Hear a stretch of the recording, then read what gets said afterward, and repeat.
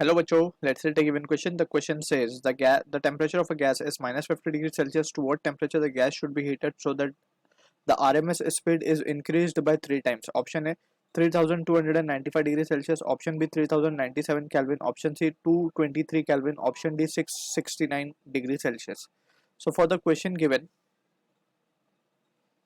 जो की concept यहाँ पे हम use कर सकते हैं, that is the concept of RMS speed of a gas molecule. So RMS speed के बारे में we can write this is given by this expression under root of 3 RT upon M, where M is the molar mass, T is the temperature, R is the gas constant, right?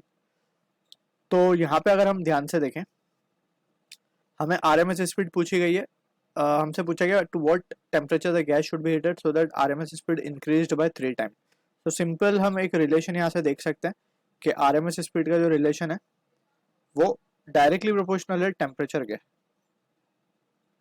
ठीक है, तो यहाँ से हम देख सकते हैं कि जैसे इसको हम वी आर एम एस ही बोल देते हैं इस तरीके से.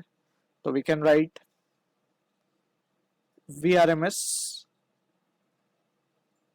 और इसको सिंपल वी बोलते हैं. V R M S V one upon V two will be equals to under root of T one upon T two. Simple.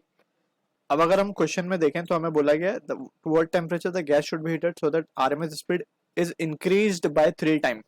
यानी कि V1 को अगर हम मान ले इनिशियल स्पीड V थी RMS स्पीड, सो अब 3 टाइम इंक्रीज बाय 3 टाइम का मतलब है कि V प्लस 3V हो जाए. तो यानी कि total 4V and that will be equals to under root of T1 that is minus 50 degree Celsius को हम लिख सकते हैं 223 केल्विन, क्योंकि 0 degree Celsius corresponds to 273 kelvin and divided by T2. तो यहाँ से अगर हम देखें V कैंसिल और स्क्वायर कर लेंगे both side. So we can say therefore T2 की वैल्यू आ जाएगी हमारे पास 16 into 223 and that value gives us the answer as that is coming out to be 3568 and it is in Kelvin, right?